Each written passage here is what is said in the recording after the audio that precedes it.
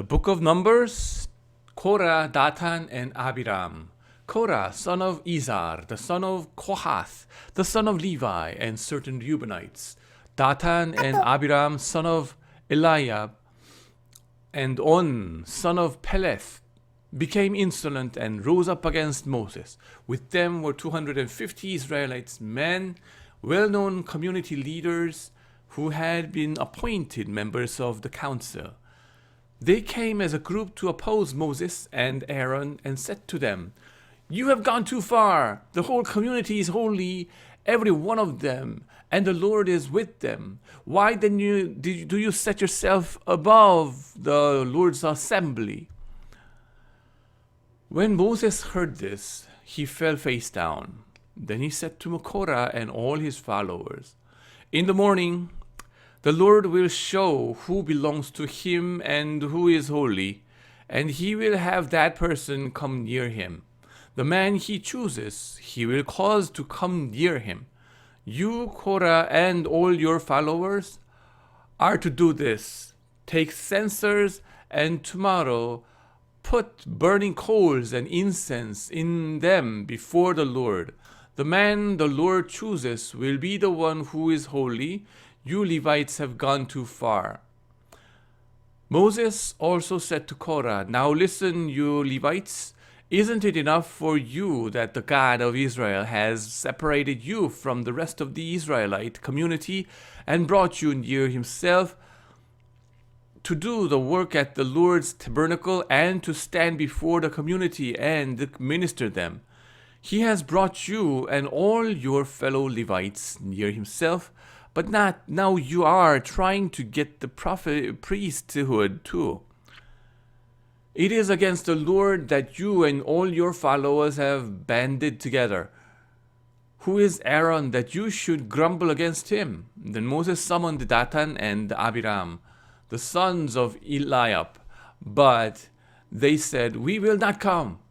Isn't it enough that you have brought us up out of a land flowing with milk and honey to kill us in the wilderness? And now you also want to lord it over us. Moreover, you haven't brought us into the land flowing with milk and honey or given us an inheritance of fields and vineyards. Do you want to treat these men like slaves? No, we will not come." Then Moses became very angry and said to the Lord, "Do not accept their offering. I have not taken so much as a donkey from them, nor have I wronged any of them." Moses said to Korah, "You and all your followers are to appear before the Lord tomorrow, you and they and Aaron. Each man is to take his censer and put incense in it, 250 censers in all, and present it before the Lord. You and Aaron are to present your censer also."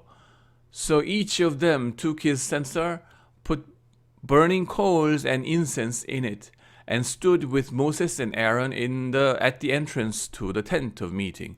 When Korah had gathered all his followers in opposition to them at the entrance to the tent of meeting, the glory of the Lord appeared to the entire assembly. The Lord said to Moses and Aaron, "Separate yourselves from this assembly so I can put an end to them at once." But Moses and Aaron fell face down and cried out, "O God, the God who gives breath to all living things, will you be angry with the entire assembly when only one man sins?" Then the Lord said to Moses, "Say to the assembly, move away from the tents of Korah, Dathan, and Abiram." Moses got up and went to Dathan and Abiram, and the elders of Israel followed him. He warned the assembly, "Move back from the tents of these wicked men. Do not touch anything belonging to them, or you will be swept away because all their sins." So they moved away from the tents of Korah, Dathan, and Abiram. Dathan and Abiram had come out and were standing with their wives, children, and little ones at the entrance to their tents. Then Moses said, This is how you will know that the Lord has sent me to do all these things and that it was not my idea.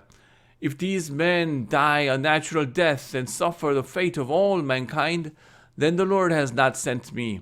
But if the Lord brings about something totally new, and the earth opens its mouth and swallows them with everything that belongs to them, and they go down alive into the realm of the dead, then you will know that these men have treated the Lord with contempt. As soon as he finished saying all this, the ground under them split apart, and the earth opened its mouth and swallowed them and their households and all those associated with Korah, together with their possessions. They went down alive into the realm of the dead, with everything they owned. The earth closed over them, and they perished and were gone from the community. At their cries, all the Israelites around them fled, shouting, "The earth is going to swallow us too." The fire came out from the Lord and consumed the 250 men who were offering the incense. The Lord said to Moses, "Tell Eleazar, son of Aaron, the priest, to remove the censers from the charred remains and scatter the coals some distance away, for the censers are holy. The censers of the men who sinned at the cost of their lives. Hammer the censers into sheets to overlay the altar, for they were presented before the Lord and have become holy. Let them be a sign to the Israelites." So Eleazar and the priest collected the bronze censers brought by those who had been burned to death, and he had them hammered out to overlay the altar, as the Lord directed him through Moses. This was to remind the Israelites that no one except a descendant of Aaron should come to burn incense before the Lord, or he would become like Korah and his followers. The next day, the whole Israelite community grumbled against Moses and Aaron. "You have killed the Lord's people," they said. But when the assembly gathered in opposition to Moses and Aaron and turned away the tent of meeting, suddenly the cloud covered it, and the glory of the Lord appeared. Then Moses and Aaron went to the front of the tent of meeting, and the Lord said to Moses, "Get away from the assembly, so I can put an end to them at once." And they fell face down. Then Moses said to Aaron, "Take your censer and put incense in it, all along with burning coals from the altar, and hurry to the assembly to make atonement for them. Wrath has come out from the Lord, the plague has started." So Aaron did as Lord said and ran into the midst of the assembly. The plague had already started among the people, but Aaron offered the incense and made atonement for them. He stood between the living and the dead, and the plague stopped. But 14,700 people died from the plague, in addition to those who had died because of Korah. Then Aaron returned to Moses at the entrance to the tent of meeting, for the plague had stopped. The budding of Aaron's staff. Chapter 17. The Lord said to Moses, "Speak to the Israelites and get 12 staffs from them, one from the leader of each of their ancestral tribes. Write the name of each man on his staff. On the staff of Levi, write Aaron's name, for there must be one staff for the head of each ancestral tribe. Place them in the tent of meeting in front of the ark of the covenant law, where I meet with you. The staff belonging to the man I choose will sprout, and I will rid myself of this constant grumbling against you by the Israelites." So Moses spoke to Israelites, and their leaders gave him 12 staffs, one for the leader of each of their ancestral tribes, and Aaron's staff was among them. Moses placed the staffs before the Lord in the tent of covenant law. The next day Moses entered the tent and saw that Aaron's staff, which represented the tribe of Levi, had not only sprouted out, but had budded, blossomed, and produced all almonds. Then Moses brought out all the staffs from the Lord's presence to all Israelites. They looked at them, and each of the leaders took his own staff. The Lord said to Moses, "Put back Aaron's staff in front of the ark of the covenant law to be kept as a sign to the rebellious. This will put an end to their grumbling against me, so that they will not die." Moses did just as the Lord commanded him. The Israelites said to Moses, "We will die, we are lost, we are all lost. Anyone who even comes near the tabernacle of the Lord will die. Are we all going to die?" Chapter 18. Duties of priests and Levites. The Lord said to Aaron, "You, your sons, and your family are to bear the responsibility for offenses connected with the sanctuary, and you and your sons alone are to bear the responsibility for offenses connected with the priesthood.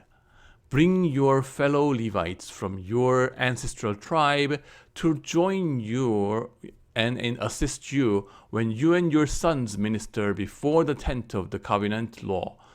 They are to be responsible to you and are to perform all the duties of the tent, but they must not go near the furnishings of the sanctuary or the altar. Otherwise, both they and you will die. They are to join you and be responsible for the care of the tent of meeting, all the work at the tent, and no one else may come near where you are. You are to be responsible for the care of the sanctuary and the altar, so that my wrath will not fall on the Israelites again. I myself have selected your fellow Levites from among the Israelites as a gift to you, dedicated to the Lord to do the work at the tent of meeting. But only you and your sons may serve as priests in connection with everything at the altar and inside the curtain. I am giving you the service of the parish priesthood as a gift. I am giving you the service of the priesthood as a gift. Anyone else who comes near the sanctuary is to be put to death. Offerings for priests and Levites. Then the Lord said to Aaron, I myself have put you in charge of the offerings presented to me. All the holy offerings and the Israelites give me, I give to you and your sons as your portion, your perpetual share. You are to have the part of the most holy offerings that is kept from the fire. From all the gifts they bring me as most holy offerings, whether grain or sin or guilt offerings, that part belongs to you and your sons. Eat it as something most holy. Every male shall eat it. You must regard it as holy. This also is yours. Whatever is set aside from the gifts of all the wave offerings of the Israelites, I give this to you and your sons and daughters as your perpetual share. Everyone in your household who is ceremonially clean may eat it. I give you all the finest olive oil and all the finest new wine and grain they give the Lord as the first fruit of their harvest. All the land's first fruits that they bring to the Lord will be yours. Everyone in your household who is ceremonially clean may eat it. Everything in Israel that is devoted to the Lord is yours. The first offspring of every womb, both human and animal, that is offered to the Lord is yours. But you must redeem every firstborn son and every firstborn male of unclean animals. When they are a month old, you must redeem them at the redemption price set at 5 shekels of silver, according to the sanctuary shekel, which weighs 20 gerahs. But you must not redeem the firstborn of a cow, a sheep, or a goat. They are holy. Splash their blood against the altar and burn their fat as a food offering, an aroma pleasing to the Lord. Their meat is to be yours, just as the breast of the wave offering and the right thigh are yours.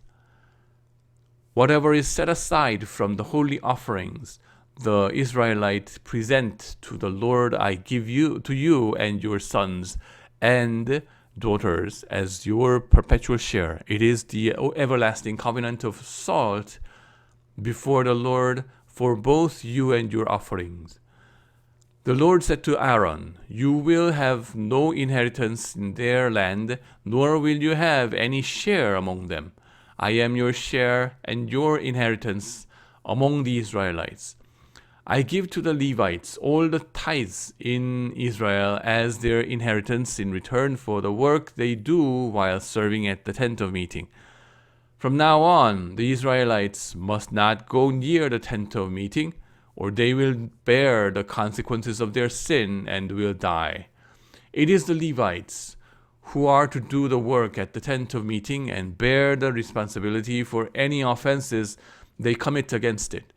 This is a lasting ordinance for the generations to come. They will receive no inheritance among the Israelites. Instead, I give to the Levites as their inheritance the tithes that the Israelites present as an offering to the Lord. That is why I said concerning them, they will have no inheritance among the Israelites.